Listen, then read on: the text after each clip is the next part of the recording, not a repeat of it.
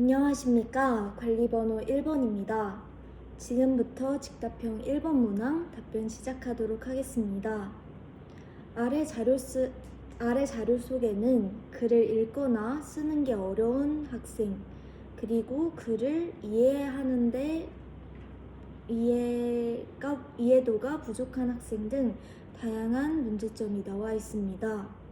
이러한 문제점의 공통점은 학생들의 문해력이 갈수록 떨어지고 있다는 사실입니다.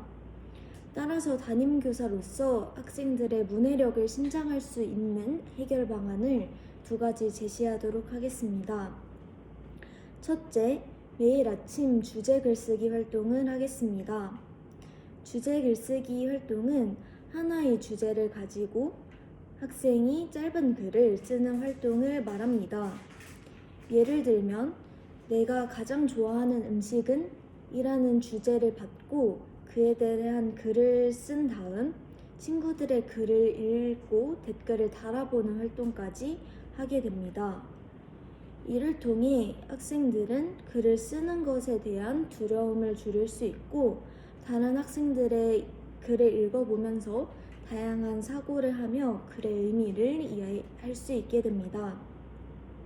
두 번째, 독서 이야기의 날을 제정하겠습니다. 한 달에 한 권의 책을 읽고 하루를 정해 책에 대한 깊이 있는 대화를 나누는 시간을 가지겠습니다.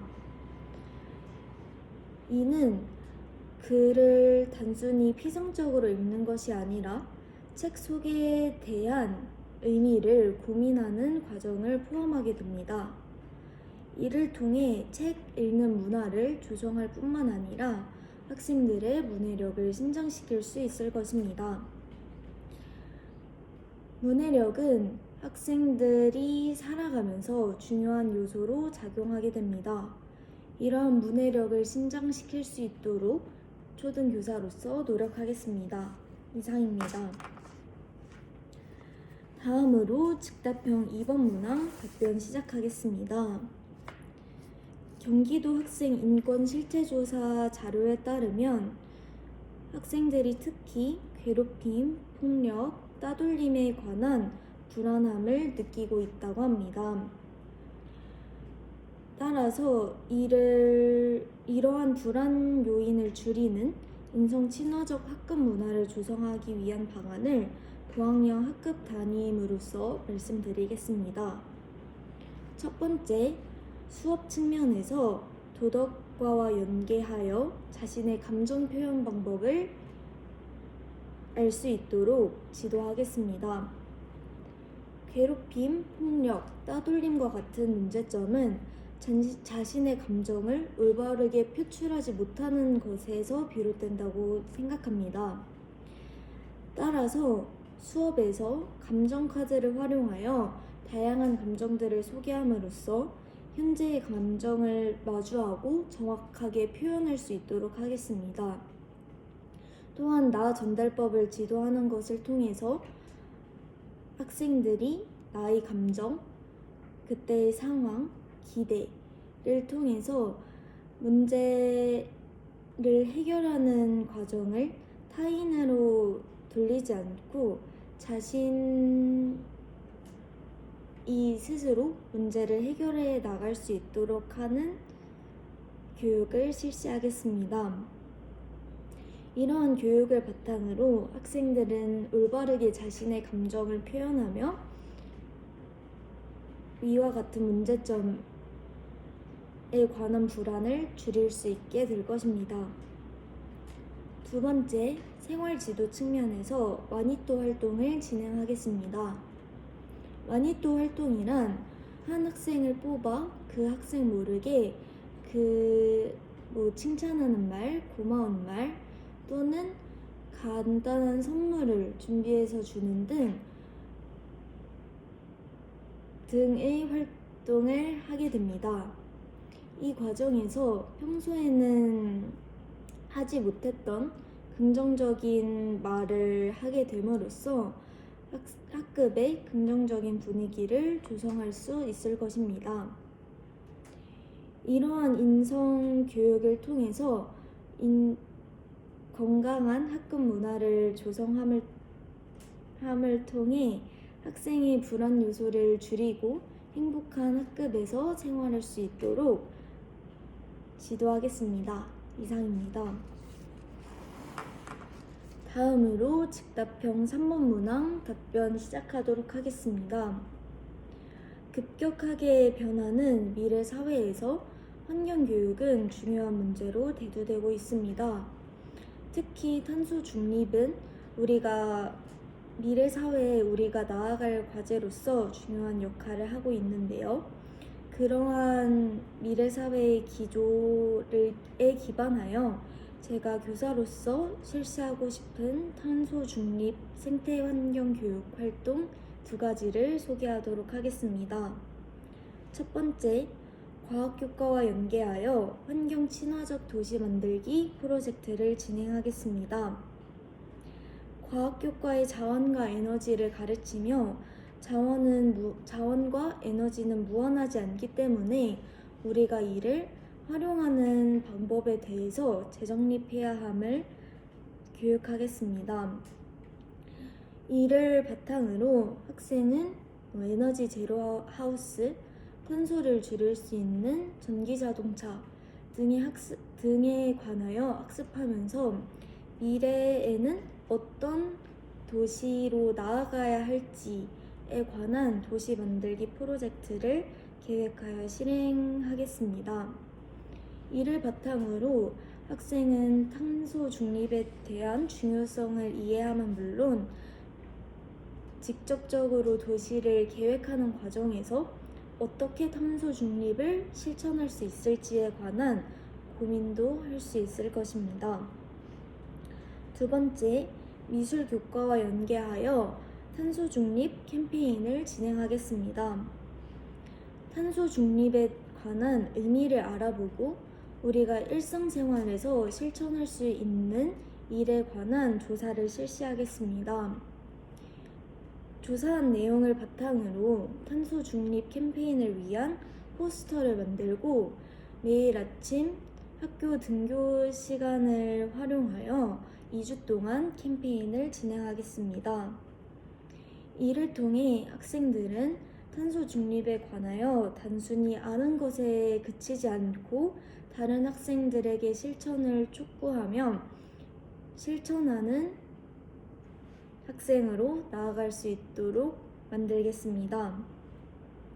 이러한 탄소 중립 생태 환경 교육을 실시함으로써 학생들이 나 혼자만 살아가는 것이 아닌 공동체로서 살아가는 방법에 관해 다시 한번 생각할 수 있는 기회를 만들어 나가고 싶습니다.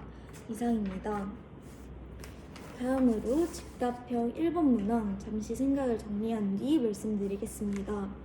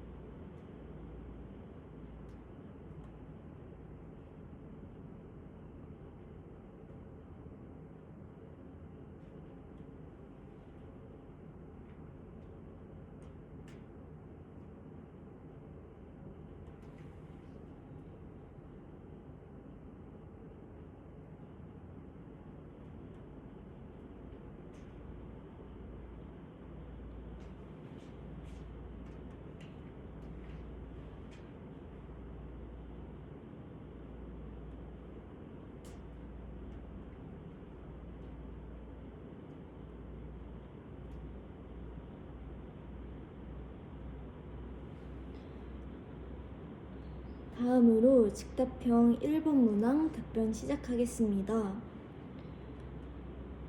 학급에 지속적으로 다투는 학생이 있을 경우 담임교사로서 이를 해결하는 노력을 해야 합니다. 담임교사로서 할 수 있는 노력 2가지에 관해 말씀드리겠습니다. 첫 번째, 학생에게 편지 쓰기 활동을 진행하겠습니다. 지속적으로 다투고 있을 경우 두 학생 사이에 악감정이 생길 수 있습니다. 이를 해결하기 위해 편지 쓰기 활동을 하면서 학생에게 고마운 점, 미안한 점에 관한 내용을 담은 편지 쓰기 활동을 실시하도록 하겠습니다. 이를 통해 학생은 자신의 마음을 다른 학생에게 전달할 수 있고 이 과정에서 어느 정도 화가 누그러뜨려질 것이라고 생각합니다. 두 번째, 다툼이 발생하였을 때 상담을 통해 해결하겠습니다. 두 학생을 각각 불러 다툰 과정을 이야기해보며 사실관계를 정확하게 파악한 뒤 학생의 감정에 공감하면 학생들이 감정에 공감하겠습니다. 그 다음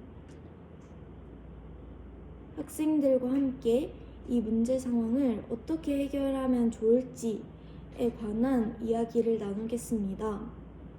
그 후 자신이 각각 정한 문제 해결 상황을 그리고 실천할 수 있는 방안에 관한 약속을 매일 학교 시간이 끝난 후 학생들과 점검하겠습니다. 이를 통해 다툼이 발생하는 근본적인 원인에 관해 파악하는 것은 물론 지속적으로 실천할 수 있는 방안에 대해서 점검하는 것을 통해 학생들의 문제를 효과적으로 해결해 나갈 것입니다. 이상입니다. 다음으로 직답형 2번 문항 잠시 생각을 정리한 뒤 말씀드리겠습니다.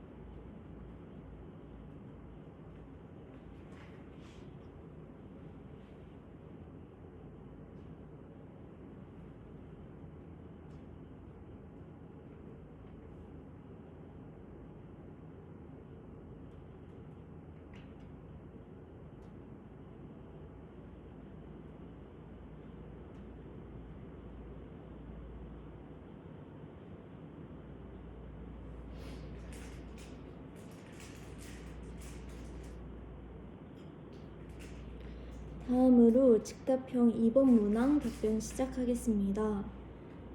학생 정서행동 특성 검사 결과 고위험군 학생이 발생하였을 때 교사는 즉각적인 대처를 취해야 합니다. 학급 담임 교사로서 이러한 대처 방안을 두 가지 제시하겠습니다. 첫째, 학부모와 상담을 통해 가정과 연계한 지도를 할 수 있도록 하겠습니다.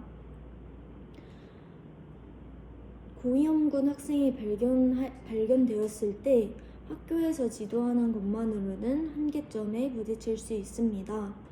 따라서 학부모와 상담을 통해 이러한 결과 과정을 알리고 가정에서도 함께 지도할 것을 안내드리겠습니다. 학교와 가정에서 정합성을 갖춘 지도를 해나간다면 학생에게 효율적으로 이 상황을 해결할 수 있게 될 수 있습니다. 두 번째,